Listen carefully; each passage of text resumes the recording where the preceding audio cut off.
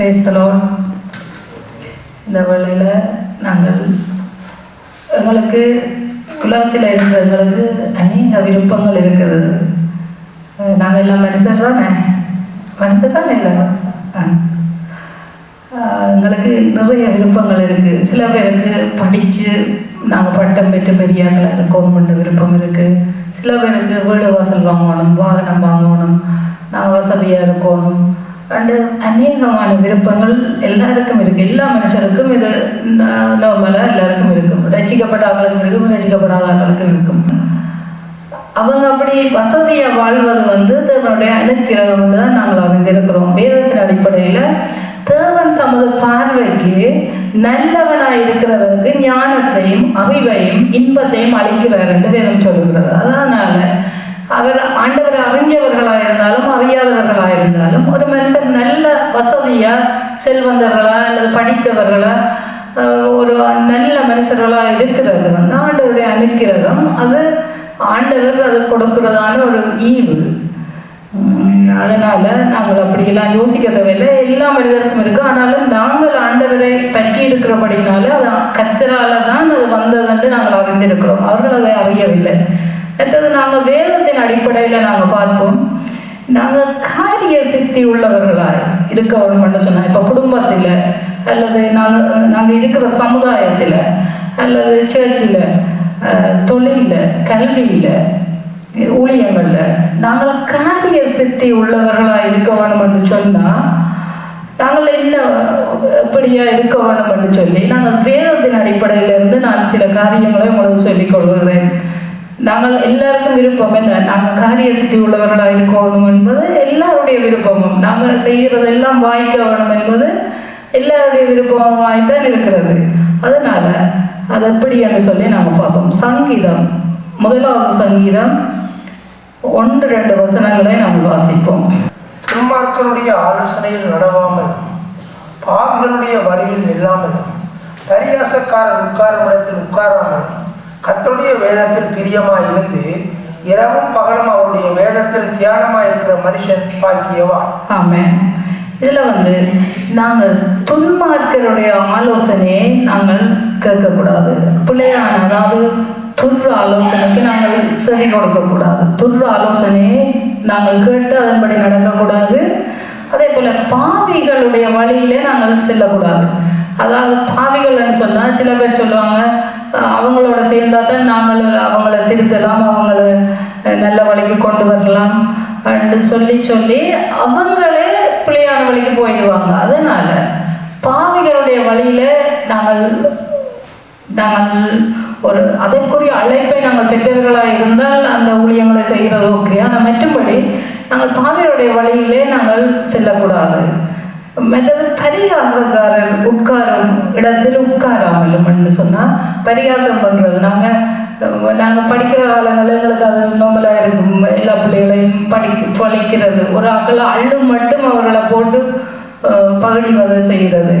அது மாதிரி இப்போவும் கூட இப்போ பெருசாக வசதியாக படித்தவர்களாக இருக்கிறவர்கள் படிக்காதவர்களை பார்த்தா ஒரு அவங்களுக்கு ஒரு பரிகாசமாக இருக்கும். அதே போல் உயர்ந்த அந்தஸ்தில் வேலை செய்கிறவர்கள் கீழ் மட்டத்தில் வேலை செய்கிறவர்களை பார்த்தா அவங்களுக்கு ஒரு பரிகாசமாக தான் அந்த கீழே வேலை செய்கிறவளை பார்க்க இருக்கும். அதனால் அப்படியான பரிகாசங்கள் எல்லாம் தேவையில்லை. நாங்கள் ஆண்டவற்ற பிள்ளைகள் எல்லாரும் எங்களுக்கு அப்படி ஒரு வேறுபாடும் இருக்கக்கூடாது. நாங்கள் அப்படியான பரிகாசம் செய்கிறார்களோட நாங்கள் சேரக்கூடாது. மற்றவர்களை பழைத்து கேள்வி பண்ணுறாங்களோட நாங்கள் சேரக்கூடாது. என்னன்னு சொன்னால் அது வேதத்தின் அடிப்படையில் அது கர்த்தருக்கு பிரியமானதில்லை. அது என்னன்னு சொன்னால், இப்போ சிலவளை நாங்கள் உண்மையான விசுவாசிகளை நாங்கள் பரிகாசம் பண்ணுவோம். அவங்க அறியாமல் சில பேர் செய்வாங்க. சில பேர் அறிஞ்சு வேதத்தை அறிஞ்சு சர்ச்சுக்குள்ளே இருக்கிறார்கள் கூட சிலவளை உண்மையான விசுவாசிகளை உண்மையான ஊழியர்களை பரிகாசம் பண்ணுவாங்க. ஆனால் இது உண்மையாகவே கர்த்தருக்கு பிரியமான காரியம் இல்லை. என்னென்னா நீங்கள் கள்ள போதர்களை, கள்ள விசுவாசிகளை அல்லது தவறான ஊழியர்களை நீங்கள் விமர்சிக்கிறதுல தவறு இல்லை. அது தவறான ஆக்களை விமர்சிக்கலாம், தவறான காரியங்களை கதைக்கலாம். ஆனால் உண்மை உள்ள மனிதர்கள், உண்மை உள்ள விசுவாசிகள், உண்மை உள்ள ஊழியர்களை நாங்கள் ஒரு நாளும் தவறுதலாக நாங்கள் கதைக்கக்கூடாது. அது ஆண்டவருக்கு பிரியமான காரியம் இல்லை. அதே போல் நாங்கள் கர்த்தருடைய வேதத்தில் பிரியமாயிருந்தேன்னு சொன்னால், கர்த்தருடைய வேதத்தில் நாங்கள் பிரியமாயிருந்து இரவும் பகலும் அவருடைய அதில் தியானமாயிருக்கிற மனுஷன் பாக்கியவான்னு சொல்லப்பட்டிருக்கிறது. அதாவது இரவும் பகலும் தேவனுடைய வேதத்திலே பிரியமாயிருக்கிற மனுஷன் பாக்கியவான். பாக்கியவான்னா ஆசீர்வதிக்கப்பட்ட, பிளஸட் சொல்லி இங்கிலீஷில் இருக்கு. ஆனால் இதில் பாக்கியவான்னு சொன்னால் ஆசீர்வாதம், சகல ஆசீர்வாதங்களும் பெற்றோர்களுக்கு பாக்கியவான்கள் என்று நாங்கள் சொல்கிறது. அப்போ இரவும் பகலும் ஆண்டவருடைய வேதத்திலே நாங்கள் தியானமாக இருக்கிற நாங்கள், ஆனால் மேலே சொன்ன ஆக்களோட நாங்கள் எங்களுக்கு தொடர்பு இருக்காது. நாங்கள் இரவும் பகலும் ஆண்டவருடைய வேத தியானமாக இருந்தால் துன்மார்களுடைய ஆலோசனையில் நடக்க மாட்டோம், பாவியுடைய வழியில் நிற்க மாட்டோம், பரியாசக்காரர் உட்காரும் இடத்துல நாங்கள் உட்கார மாட்டோம். எனவே நாங்கள் ஆண்டவருடைய வேதத்திலே பிரியமாயிருந்து அதை நாங்கள் வாசிக்க வேணும். அது மட்டுமல்ல, நாங்கள் நீங்கள் எல்லாம் வேதம் வாசிக்கிற நீங்கள் யாராவது வாசிக்கிறீங்களா? ஒரு நாளும் வாசிக்கிறாங்க கையெழுதிங்களா? உண்மையா? ஒவ்வொரு நாளும் வாசிக்கிற நீங்கள் நல்லது. கர்த்தர் உங்களை ஆசீர்வதிப்பார். தொடர்ந்து நீங்கள் வாசிங்க. என்னென்னு சொன்னால், நாங்கள் என்ன புத்தகத்தை படிக்கிறதா இருந்தாலும் இந்த வேத புத்தகத்தை படிக்கும்போது வருகிற ஞானத்தை போல நாங்கள் எந்த புத்தகத்தை படித்தாலும் எங்களுக்கு வராது, என்ன பொறுத்த வரைக்கும். எனவே நீங்கள் வேத புத்தகத்தை வாசிங்க, வேதத்தை நல்லா வாசிங்க. அது மாத்திரமில்ல, பிள்ளைகளுக்கு கற்றுக் கொடுங்க. பிள்ளைகளுக்கு அதுக்காக எந்த நேரம் வேதத்தை வாசின்னு சொல்லுது அப்படி என்று நான் சொல்ல வரையில், அவங்க எழும்பின உடனே, நித்திரையால் எழும்பின உடனே பிள்ளைகளுக்கு நாங்கள் சாப்பாடு கொடுத்து பிள்ளைகளை பாடசாலைக்கு அனுப்புவதெல்லாம் நாங்கள் கருத்தாக இருப்போம். ஆனால் அது இல்லை, பிள்ளைகள் எழும்பின உடனே அவங்களுக்கு கற்றுக் கொடுங்க. ஒரு வேதத்தில் ஒரு சின்ன பகுதியாவது எடுத்து வாசிச்சுட்டு நீ படியப்பா அப்படின்னு சொல்லுங்க. அப்போ அவங்களை ஒரு சின்ன பகுதியாவது எடுத்து வேதத்தில் வாசிச்சுட்டு படிக்கும்போது அவர்களுக்கு அது ஆசீர்வாதமாக இருக்கும். அவர்கள் எப்பவுமே ஆண்டவருக்குள்ள உறுதியாக இருக்கத்தக்கதான ஒரு காரியம் இருக்கும். எனவே பிள்ளைகளுக்கும் அதை கற்றுக் கொடுங்க, அது அவர்களுக்கு நல்லது. அவர்கள் ஞானத்திலே குறைவில்லாதவர்களாய் அவர்கள் வாழ அது ஏற்றதாக இருக்கும். எனவே நாங்கள் தொடர்ந்து நாங்கள் பார்ப்போமா இருந்தால், சங்கீதத்தில் முதலாவது சங்கீதத்தில் 3வது வசனத்தை நாங்கள் கவனிப்போமா இருந்தால், அவன் நீர்க்கால்களில் ஓரமாய் நடப்பட்டு தன் காலத்தில் தன் கனியை தந்து இலை புதிராதிருக்கிற மரத்தை போல் இருப்பான், அவன் செய்வதெல்லாம் வாய்க்கும். ஆமென். இதில் நீர்க்கால்களின் ஓரமாய் நடப்பட்டு தன் காலத்தில் தன் கனியை தந்து என்று சொன்னார். நீர்க்கால்களின் ஓரமாய் நடப்பட்ட ஒரு விருட்சம் எப்படியாக செழிப்பாக இருக்கும், எப்படியாக ஒரு நிழலாக இருக்கும், எப்படியா பார்க்கவே ஒரு அழகாக இருக்கும், அல்லது அது ஆசீர்வாதமாக இருக்கும், அது கனி கொடுக்கும், அது தன் காலத்தில் தன் கனியை கொடுக்கும். அப்போ அது இப்போ சரியான வெக்க காலத்தில் கூட நீர்க்கால்கள் ஓரமாக இருக்கிறதான ஒரு மரம் நிழலை கொடுக்கிறதா இருக்கும். எனவே அது பெரிய ஆறுதலாக இருக்கும், மனிதர்களுக்கு ஆறுதலாக இருக்கும். அது மாத்திரமில்ல, கனி கொடுக்கிறதா இருக்கும். கனி கொடுக்கும்போது நாங்கள் கூட எங்களுடைய வாழ்க்கையில் நாங்கள் மற்றவர்களுக்கு பிரயோஜனமுள்ள பாத்திரங்களா, மற்றவர்களுக்காக இப்போ நாங்கள் எங்களால் ஒன்றுமே செய்ய முடியாது, ஜெபிக்க ஆகுது. நாங்கள் ஜெபித்து ஆண்டவரிடத்திலே நாங்கள் ஜெபித்து அவர்களுக்கு பதில் பெற்று கொடுக்கிறவர்களா, மற்றவர்களை தாங்குகிறவர்களா, மற்றவர்களுக்கு உதவி செய்கிறோம், அப்படியான காரியங்களை நாங்களும் செய்து நாங்கள் கனி நிறைந்த வாழ்க்கை நாங்கள் வாழ முடியும். கனி கொடுக்கிறவர்கள் மாத்திரமில்லை, நற்கனி கொடுக்கிறவர்களாக இருக்கவுடன் நாங்கள் உண்மையாகவே அந்த நீர்க்கால்களின் ஓரமாக இருக்கிற மரம் கனி கொடுக்கும். அது போல நாங்களும் கனி கொடுக்கிறவர்களாய், விசேஷமாய் நற்கனி கொடுக்கிறவர்களாய், மற்றவர்களுக்கு பிரயோஜனமான பாத்திரங்களாய் நாங்கள் இருக்க வேணும். இதனால் நாங்கள் இரவும் பகலந்தோடைய வேதத்தில் பிரியமாயிருந்து அதை நாங்கள் செய்யும்போது நாங்கள் இப்படியாக இருப்போம். சரி, அதுவும் திருமல்ல, அவன் செய்வதெல்லாம் வாய்க்கும் என்று சொல்லப்பட்டிருக்கிறது. அவங்க அந்த நீர்க்காலத்தின் ஓரமாய் நடப்பட்டு தன் காலத்தில் தன் கனியை தந்து இலை உதிராக இருக்க மரத்தை போடுவோம். அது மாத்திரமல்ல, அவன் செய்வதெல்லாம் வாய்க்கும். அவங்க செய்கிறதெல்லாம் வாய்க்கும். அவர்கள் வாஞ்சிக்கிறது, அவர்கள் விரும்புகிற காரியங்கள் எல்லாவற்றையும் அவர்களுக்கு கிடைக்கும். அது தானாகவே கிடைக்கும். ஏனென்றால் அவர்கள் இரவும் பகலும் தேவனுடைய வார்த்தையை வாசித்து அதிலே அவர்கள் தியானமாக இருந்து அந்த காரியங்களை செய்யும்போது அவர்கள் இலை உதிராக இருக்கிற மரத்தை போல இருந்து, நீர்கால்கள் ஓரமாய் நடப்பட்ட மரத்தை போல இருந்து அவர்கள் செய்வது எல்லாவற்றையும் தேவன் வாய்க்க பண்ணுவார். எனவே நாங்களும் அப்படியான ஒரு வாழ்க்கை வாழ வேணும். மற்றவர்களுக்கு பிரயோஜனமான வாழ்க்கை. எங்களை கண்டுட்டு யாரும் ஐயோ இவங்க செய்தால் சரி வரா அப்படின்னு சொல்லக்கூடாது. இவங்க செய்த காரியம் வாய்க்கும்னு சொல்லணும். எங்களை காண்கிற ஜனங்கள் சொல்லணும், ஐயோ இந்த பிள்ளைகள் உண்மையாகவே கனி நிறைந்த அன்பான பிள்ளைகள், இவங்களை காண்கிற போதங்களுக்கு சமாதானமாக இருக்கு, இவங்களோட கதைக்கிற போதங்களுக்கு சமாதானமாக இருக்கு என்று சொல்லணும். அல்லது எங்களை ஆக்களை கண்டுட்டு ஓடக்கூடாது. அல்லது அந்த ஊழியக்கார் வரி நச்சேஜுக்கார் வரி நம்ம ஆக்கள் எங்களை கண்டுட்டு என்ன செய்யக்கூடாது, ஓடி ஒழிக்கக்கூடாது. எங்களை கண்டுட்டு ஐயோ சிஸ்டர் உங்களை கண்டது சந்தோஷம், பிரதர் உங்களை கண்டது சந்தோஷம்னு சொல்லி கதைக்க வேணும். அப்படியாக நாங்கள் கனி உள்ளவர்களாக நாங்கள் வாழ வேணும். நாங்கள் தொடர்ந்து பார்ப்போம். யோசுவா 1 அதிகாரம் 8வது வசனத்தை நாங்கள் கவனிப்போம். இந்த நியாயப்பிரமாண புஸ்தகம் உன் வாயை விட்டு பிரியாது இருப்பதாக இதில் எழுதியிருக்கிறவர்களின் படியெல்லாம் நீ செய்ய கவனமாக இருக்கும்படி இரவும் பகலும் அதை தியானித்துக் கொண்டிருப்பாயாக. அப்பொழுதும் நீ உன் வழியை வாய்க்க பண்ணுவாய், அப்பொழுது புத்திமானாய் நடந்து கொள்வாய். ஆமென். இதில் சொல்லப்பட்ட காரியம் மோசே மரித்ததன் பிற்பாடு, முதல்ல மோசே இருக்கும்போது ஜோஷுவா மோசேயினுடைய ஊழியக்காரன் அண்டுதான் சொல்லப்பட்டிருக்கு, குறிப்பிடப்பட்டிருக்குது இதில். ஆனால் மோசே மரித்த பிற்பாடு மோசேயினால் ஜோஷுவாவுக்கு கொடுக்கப்பட்ட சகல காரியங்களையும் அவர் செய்ய வேண்டிய ஒரு சூழ்நிலைக்கு இருக்கிறார். இப்போ மோசே இல்லாத போது ஜோஷுவா தலைவராயிட்டார். அவன் தலைவனான உடனே இந்த இஸ்ரவேல் ஜனங்களை கானானுக்கு கூட்டி கொண்டு போய் சேர்க்கிறதான அந்த பொறுப்பு அவரிடத்தில் தான் இருக்கிறது. அது மாத்திரமல்ல, அந்த ஜனங்களை விசாரித்து அவருடைய தேவைகள் எல்லாத்தையும் சந்தித்து அவர்களை நியாயம் விசாரிக்க வேணும், அவர்களை அன்பாய் நடத்த வேணும். மற்ற தலைமைத்துவம் என்று சொன்னால் எல்லாத்துக்கும் அவர் தான் போய் கேட்பாங்க. எனவே அவர் அதில் தலைமைத்துவத்துக்கு ஏற்றவராக இருக்க வேண்டும் என்பதற்காக கர்த்தர் இந்த காரியத்தை யோசுவாவுக்கு சொல்றார். இந்த நியாய பிரமாண புஸ்தகத்தை வாயை விட்டு பிரியாதிருப்பதாக சொல்றார். அப்ப அந்த நாளில் நியாய பிரமாணம் முக்கியமானதாக இருந்தது.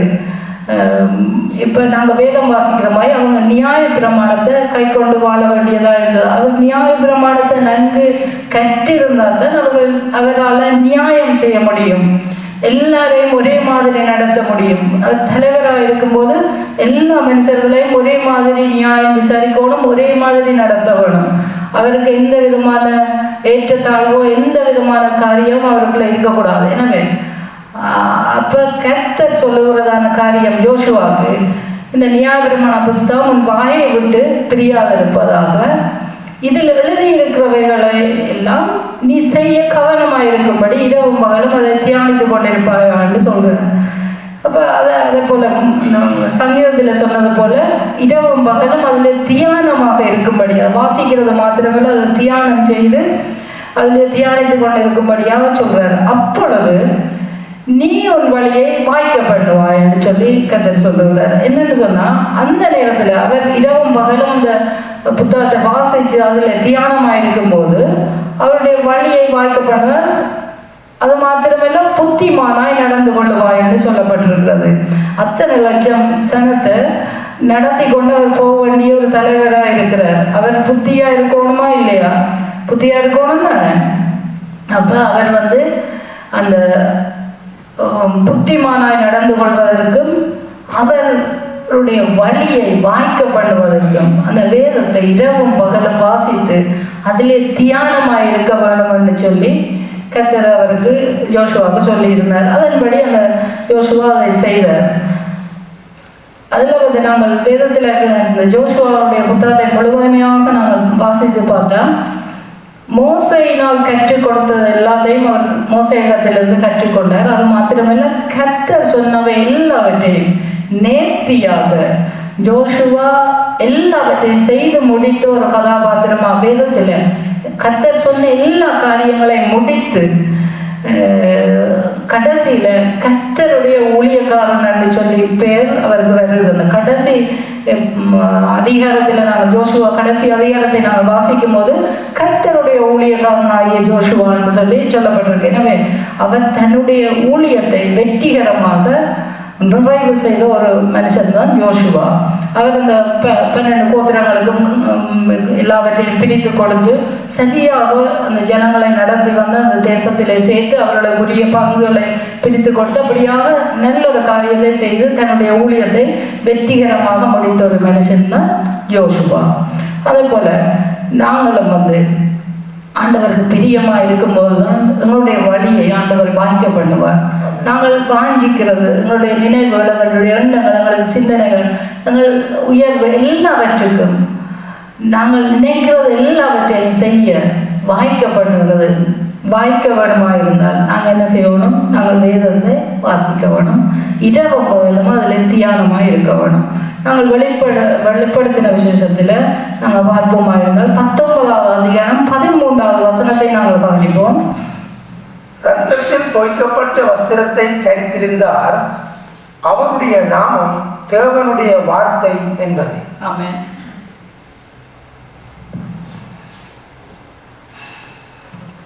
இதுல வந்து ரத்தத்தில் தோய்க்கப்பட்ட வஸ்திரத்தை தரித்திருந்தார், அவருடைய நாமம் தேவனுடைய வார்த்தை என்பது. வேத வார்த்தைகளை வாசிக்க தியானிக்க வார்த்தையாகிய இயேசு எங்களுக்குள்ள வருவார். நாங்கள் அந்த வேத வசனத்தை நாங்கள் தியானத்தோடு தியானித்து நாங்கள் அவைகளை வாசிக்கும் போது இரவும் பகலும் அதில் தியானமாக இருந்ததை நாங்கள் வாசிக்கும் போது அந்த வார்த்தையாகிய இயேசு எங்களுக்குள்ளே வந்து வாசம் பண்ணுவார். நம்முடைய சுபாவங்கள் மாறும். நாங்கள் எப்படிப்பட்ட பொல்லாத மனிதர்களாக இருந்தாங்க, எப்படிப்பட்டவர்களாய் நாங்கள் இருந்தாலும் எங்களுடைய சுபாவங்களை ஆண்டவர் மாற்றுவார். எங்களுக்கு தேவ சுபாவம் உண்டாகும். தேவ சாயலாக நாங்கள் படைக்கப்பட்டிருக்கிறோம். ஆனால் தேவ சுபாவம் எங்களுக்குள்ள குறைவாக தான் இருக்குது. நாங்களுக்கு மனித சுபாவம் தான் இருக்குது. என்னென்ன சண்டை மதம் இதும் நிறைய காரியங்கள் எங்களுக்குள்ள மனித சுபாவம் தான் கூடுதலாக இருக்குது. நாங்கள் எப்பவுமே அன்புள்ள மனிதர்களாக இருந்தால் தேவ சுபாவம் எங்களுக்குள்ளே இருக்கும். அது மாத்திரமல்ல, நாங்கள் வார்த்தையாகி அந்த இயேசுவை நாங்கள் இன்னும் இன்னுமாய் நாங்கள் வேதத்தை வாசிக்கும் போது அந்த வார்த்தையாகிய இயேசு கிறிஸ்து எங்களுக்குள்ளே வாழ ஆரம்பிப்பார். அது மாத்திரமல்ல, யோவான் 14வது அதிகாரம் 6வது வசனத்தை நாங்கள் கவனிப்போமா இருந்தால், அதற்கு இயேசு, நானே வழியும் சத்தியமும் ஜீவனுமாய் இருக்கிறேன், என்னாலே அல்லாமல் ஒருவனும் பிதாவினிடத்தில் வரான்.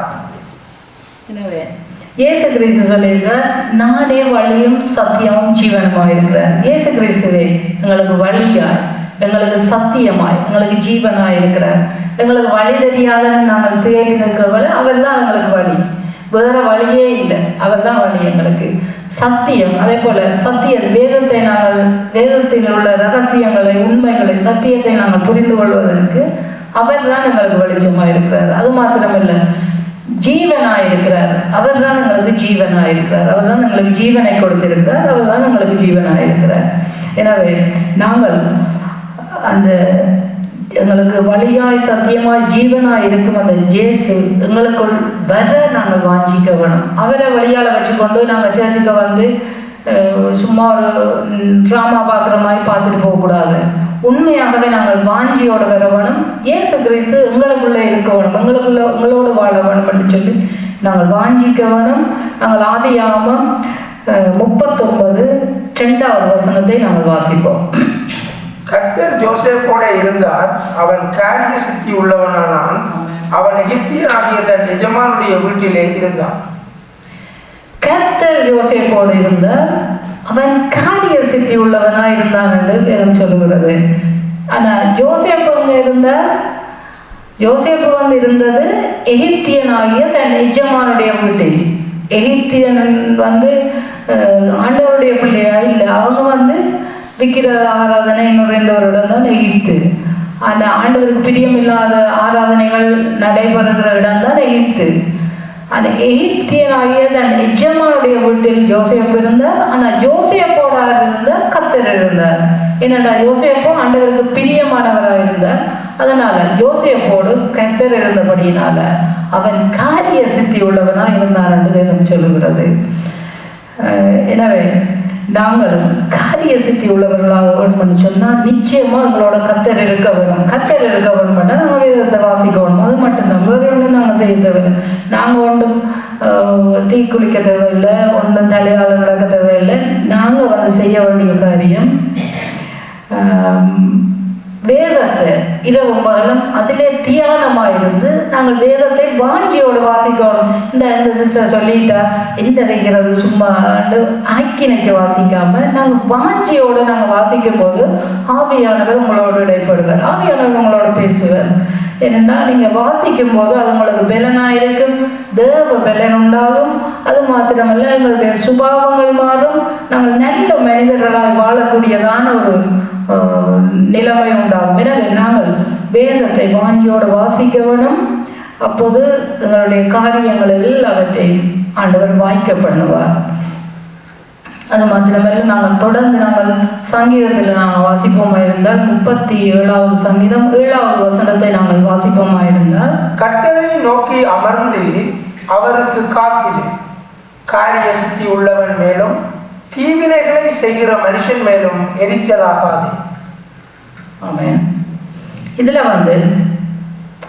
நாங்கள் இந்த வசனத்தில் நாங்கள் பார்ப்போமா இருந்தால் ரெண்டு காரியத்தில் தான் நாங்கள் எங்களுக்கு எரிச்சல் வருது அல்லது பொறாமையோ எரிச்சலோ வருது. என்ன காரியம் என்று சொன்னால், ஒன்று அது எல்லாருக்கும் வராது. சில பேருக்கு காரிய சித்தி உள்ளவையை கண்டா சில பேருக்கு ஒரு எரிச்சல் வரும். காரிய சித்தி உள்ளவைன்னா நல்லா இருக்கும். காரிய சித்தி உள்ளவர்கள் அநேகமாக நல்லா தான் இருப்பாங்க. அவங்க செல்வந்தர்களாக இருப்பாங்க, வசதியாக இருப்பாங்க, அவங்க செய்கிறதெல்லாம் வாய்க்கும். அவங்க அப்படியான காரிய சித்தி உள்ளவர்களை கண்டா எனக்குன்னா உண்மையாக வராது, உங்களுக்கு யாருக்கும் அப்படி வராது தானே, பொறாமை எரிச்சல் எல்லாம் வராது. காரிய சித்தி உள்ளவை கண்டா சந்தோஷமாக இருக்குமா, இவங்க நல்லா இருக்கிறாங்க, எப்படி நாங்களும் இப்படி இருக்கலாம்னு சொல்லி அவங்களோட வழியை நாங்கள் பார்த்து ஆராய்ஞ்சு அரைஞ்சு கொள்ளலாமே தவிர எப்படி இவங்க இப்படி வராங்க இப்படி இருக்கான்னு சொல்லி அதை பார்த்து கொள்ளலாம். ஆனால் அதுக்கு அவங்களை எரிச்சப்படக்கூடாது. இந்த நல்லா படிக்கிறான், இந்த நல்ல வேலை செய்கிறான், இந்த நல்ல ஊழியம் செய்கிறான், நல்ல வீடு வச்சுருக்கான், நல்ல வாகனம் வச்சுருக்கான், அதெல்லாம் பார்த்து நாங்கள் ஒரு நாளும் காரிய சித்தி உள்ளவர்களை பார்த்து நாங்கள் பொறாமப்படக்கூடாது, எரிச்சல் அடையக்கூடாதுன்னு இதை சொல்லுறது இல்லை. இதுலையே இருக்குதானே, காரிய சித்தி உள்ளவன் மேலும் தீவினைகள் செய்கிற ரெண்டாவது காரியம் வந்து தீவினைகள் செய்கிற மனுஷரை கண்டா அது எல்லாருக்கும் அது எரிச்செல்லாம் வரும். எனக்கும் அப்படிதான் மாறுது.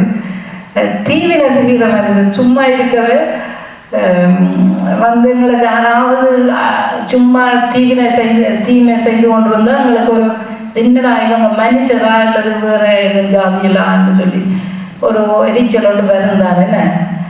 உங்களுக்கும் அப்படிதான் வருமானம் நினைக்கிறேன்னு என்ன தீமை செய்கிறார்கள். சும்மா நாங்கள் எங்களோட வாட்டை இருந்து கொண்டிருப்போம், எங்களுக்கு அடிக்கடி தீமை செய்கிறார்களை கண்டா இவங்க என்னடா இவங்கள ஒரு மனுஷரா ஏன் தான் இப்படி இருக்கிறாங்கன்னு சொல்லி ஒரு எண்ணம் வரும். ஆனால் அப்படி நாங்கள் நினைக்கக்கூடாது வேதம் சொல்லுது. காரிய சித்தி உள்ளவன் மேலும் தீவினைகளை செய்கிற மனுஷன் மேலும் எரிச்சலாகாது என்று வேதம் சொல்லுது. நாங்கள் அவங்கள பார்த்து எரிச்சப்படக்கூடாது. சரி ஏதோ செய்து போட்டு தண்டை புத்தி கட்டினதை செய்து போட்டு போட்டுமெண்டு நாங்கள் பேசாமல் இருந்தோம்னா அவங்க ஒரு காலத்தில் திருந்தி பேசாமல் இருந்துடுவாங்க. எனவே அவங்கள நாங்கள் கோபம் பட்டு எரிச்சல் பட்டு நாங்கள் ஒரு காரியமும் செய்யக்கூடாது. என்னன்னு சொன்னால் வேதம் சொல்லுது பொறாமை வந்து எலும்புருக்கி என்று வேதம் சொல்லுகிறது. நாங்கள் அவன் எரிச்சப்பட்டு பொறாமைப்பட்டு காரியங்களை செய்தால் எங்களோட எலும்புகள் எல்லாம் என்ன செய்ய முறிப்போம். அதனால நாங்கள் ஒரு நாளும் ஒருத்தர் மேலும் எரிச்சப்படக்கூடாது. அந்த யாராவது மேலே வராங்களாண்டா அவங்க நல்லா வரட்டும்னு சொல்லி அவங்களால முடிஞ்சால் நல்லா உதவி செய்யுங்க, அல்லாட்டி வாழ்த்தி விடுங்க. அல்லாத அவங்களுக்காக ஜபிங்க, இன்னும் அவங்க மேலே வரட்டும்னு சொல்லி ஜபிங்க. அது மாதிரி தீவினைகள் செய்கிற மனிதர்கள் ஆண்டவரே இவங்களை மாற்றுங்க, ஆண்டவரே இப்படி தீவினை செய்யக்கூடாதுன்னு சொல்லி அவங்களுக்காக பண்ணி கொடுங்க. ஒரு நாள் நாங்கள் அவங்களுக்காக அவங்க மனுஷர்களோட பொறாமப்பட்டு எரிச்சப்பட்டு அப்படியான காரியங்கள் நாங்கள் செய்யக்கூடாது. நாங்கள் ஆண்டவருக்கு பிரியமான பிள்ளைகளாய் நாங்கள் இருக்க வேணும். இப்படியெல்லாம் செய்கிற காரிய சித்தி உள்ளவன் மேலே நம்மள எல்லாருக்கும் அப்படி வராத எரிச்சல். தீவினைகள் செய்கிற மனுஷன் மேலே எல்லாருக்கும் எரிச்சல் வரும் தான். ஆனால் அப்படியும் வராமல் இருக்கிறதுக்கு நாங்கள் என்ன செய்வோம்னு சொன்னால், இரவும் பகலும் தேவனுடைய வேதத்தில் பிரியமாக இருந்தால் அதை வாசிக்கும் போது அந்த மனுஷர் மேலே கூட உங்களுக்கு எரிச்சல் வராது. ஆனங்களுக்கு தீமை செய்து கொண்டிருந்தாலும் உங்களுக்கு எரிச்சல் வராது அவங்கள் மேலே. எனவே நாங்கள் அதை கற்றுக்கொள்ள வேணும். நீதிமொழிகள் 16வது அதிகாரம் 33வது வசனத்தை நாங்கள் கவனிப்போமா இருந்தால், சீட்டு மடியிலே போடப்படும் காரிய சித்தியோ கர்த்தரால் வரும். ஆமென். சீட்டுன்னு சொல்லி நான் சீட்டை சொல்லல, நன்மையான காரியங்கள் ஆசீர்வாதங்கள் கர்த்தரால தான் நம்மளுக்கு வருது. காரிய சித்தி கர்த்தரால தான் வருது. நான் வேதத்தில் தியானமாக இருந்து அதை வாசிக்கிற மனுஷன் காரிய சித்தி உள்ளவன் வேதம் சொல்லுவது தானே, அவன் செய்வதெல்லாம் வாய்க்கும் என்று வேதம் சொல்லுவது தானே. எனவே காரிய சித்தி கர்த்தரால் மாத்திரம்தான் வரும். அது மாத்திரமல்ல, எந்த நன்மையான எந்த ஈவும் ஜோதிகளின் பிதாவிடத்திலிருந்து வருகிறது என்று வேதம் சொல்லுகிறது. எனவே நன்மையான எந்த ஈவா இருந்தாலும் எப்பேற்பட்ட ஆசீர்வாதமா இருந்தாலும் அது கர்த்தரால் மாத்திரம்தான் வரும். சரி, எனவே நாங்கள் காரிய சித்தி உள்ளவர்களாய் இருக்கும்போது கர்த்தர் எல்லாவற்றையும் உங்களுக்கு செய்ய அவர் வல்லவராய் இருக்கிறார். நாங்கள் செய்கிற காரியங்களை எல்லாவற்றையும் அவர் வாய்க்க பண்ணுவார். உபாகமம் 29வது அதிகாரம் 9வது வசனம். இப்பொழுது நீங்கள் செய்வதெல்லாம் உங்களுக்கு வாய்க்கும்படி இந்த உடன்படிக்கையின் வார்த்தைகளை கைக்கொண்டு அவைகளின்படி செய்வீர்களா? ஆமென். இதில் இந்த வசனம் மோசையினால் இஸ்ரவேல் ஜனங்களுக்கு சொல்லப்பட்ட காரியம். கர்த்தர் சொன்னதை மோசே அந்த ஜனங்களுக்கு சொல்றார். இப்பொழுது நீங்கள் செய்வதெல்லாம் உங்களுக்கு வாய்க்கும்படிக்கு இந்த உடன்படிக்கையின் வார்த்தைகளை கைக்கொண்டு அவைகளின்படி செய்வீர்களாக. அந்த நியாய பிரமாணத்தை கைக்கொள்ள சொல்லியிருக்கிறார். ஆனால் இயேசு கிறிஸ்து இந்த காலத்துக்கு பிறகு நாங்கள் என்ன செய்வோம்? வேத புத்தகம் அந்த நியாய பிரமாணத்தின்படி பார்த்தா நாங்கள் எங்கே இருப்போமோ எங்களோட தலையெல்லாம் இப்போ போயிருக்கும். அது வேணாம். நாங்கள் இயேசு கிறிஸ்து இந்த காலத்துக்கு பிறகு இருக்கிறோம். வேத புத்தகத்தை அதன் மேலே பிரியமாயிருந்து இந்த உடன்படிக்கை அந்த வேதத்தில் பிரியமாயிருந்து அந்த வார்த்தைகளை நாங்கள் கைக்கொண்டு அவைகளின்படி நாங்கள் செய்யும் போது ஆண்டவர்களோடு கூட இருந்து எங்களை நடந்து நாங்கள் செய்வது எல்லாவற்றையும் தேவன் வாய்க்க பண்ணுவார். எனவே எங்களுடைய வழிகள் வாய்க்க வேண்டுமாயிருந்தார், எங்களுடைய பிள்ளைகளுடைய வழிகள் வாய்க்க வேண்டுமாயிருந்தார், எங்களுடைய குடும்பங்களில் நாங்கள் காரிய சித்தி உள்ளவர்களாய் எங்களுடைய வழிகளை வாய்க்க பண்ணவர்களாக இருக்க வேண்டும் என்று சொன்னால் நாங்கள் செய்கிறது எல்லாம் வாய்க்க வேண்டுமாயிருந்தார் இரவும் பகலும் அவருடைய வேதத்தை நாங்கள் தியானித்து வாசித்து அதில் நாங்கள் நிலைத்திருக்கும் போது ஆண்டவர் வாய்க்க பண்ணுவார். அவளை ஒப்பு கொடுங்க. ஆண்டவர் கட்டாவே நான் காரிய சித்தி உள்ளவர், அது எல்லாருக்கும் தேவையானது உண்டு. எல்லாரும் நீங்க ஒப்பு கொடுங்க. ஆண்டவரே, நான் காரிய சித்தி உள்ளவனா இருக்க வேண்டும், நான் காரிய சித்தி உள்ளவளா இருக்க வேண்டும். ஆண்டவரே, நான் வேதம் வாசிக்க எனக்கு உதவி செய்யுங்கன்னு சொல்லி நீங்க வாஞ்சிங்க. நாங்க ஜெபிக்கிறது மாத்திரமில்லை, நீங்க வாஞ்சிங்க. ஆண்டவர் அந்த வேலையில அந்த கிருபையை உங்களுக்கு தருவார். நன்றி ஆண்டவரே. கதாவே, இந்த வேலைக்காக நன்றி செலுத்துகிறோம். இந்த வேலையிலும் ஆண்டவரே கதாவே, நம்முடைய வார்த்தைகளை நாங்கள் தியானிக்க, அதை வாசிக்க இரவும் பகலும் அதிலே வாஞ்சியா இருந்ததை வாசிக்கத்தக்கதான, அதிலே தியானமா இருந்ததை வாசிக்கத்தக்கதான கிருபைகளை உடைய பிள்ளைகளுக்கு தாருங்க ஆண்டவரே. நாங்கள் எல்லாம் வேதத்தை வாசித்து நாங்கள் காரிய சித்தி உள்ளவர்களா இருக்க வேண்டும் என்று வாஞ்சிக்கிறார்களோ இந்த பிள்ளைகளுக்கு நீங்க காரிய சித்தி உள்ளவர்கள் ஆக்கும்படியாய் நான் மன்றாடுகிறேன் ஆண்டவரே. கதாவே, உடைய சமூகத்திலே உடைய பிள்ளைகளாய் உடைய ஊழியர்களாய் நாங்கள் ஆசீர்வதிக்கிறோம் ஆண்டவரே. உடைய பிள்ளைகள் காரிய சித்தி உள்ளவர்களா இருக்கட்டும் ஆண்டவரே. எந்த இடத்துக்கு போனாலும் எங்கு சென்றாலும் ஆண்டவரே, படிக்கிற இடங்கள்லையோ வேலை தளங்கள்லையோ ஆண்டவரே, வீட்டிலேயோ ஆண்டவரே, வெளியிலேயோ எங்கு சென்றாலும் ஆண்டவரே காரிய சித்தி உள்ளவர்களாய் இருக்கத்தக்கதாய் உடைய பிள்ளைகளை இயேசு கிறிஸ்துவின் நாமத்தினால் நாங்கள் வாழ்த்தி ஆசீர்வதித்து ஜெபிக்கிறோம் நல்ல பிதாவே. ஆமென். வந்து பாருங்கள். ஆசீர்வாதம் நிரம்பி வழிந்து Come and see. நம் கண்ணீர் யாவையும் இயேசு துடைத்திடுவார். உடைய தேவன் எழுந்தருள்வார். J Mission Church, Mosüslistraße 32, 6032 Emmen, Luzern. அல்லேலூயா அல்லேலூயா அவருக்கே மகிமை. அல்லேலூயா அல்லேலூயா அவருக்கே கனம். அல்லேலூயா அல்லேலூயா அவருக்கே துதிகள். அல்லேலூயா அல்லேலூயா அவருக்கே புகழ்ச்சி. உடைய தேவன் எழுந்தருள்வார். எனக்காக யுத்தம்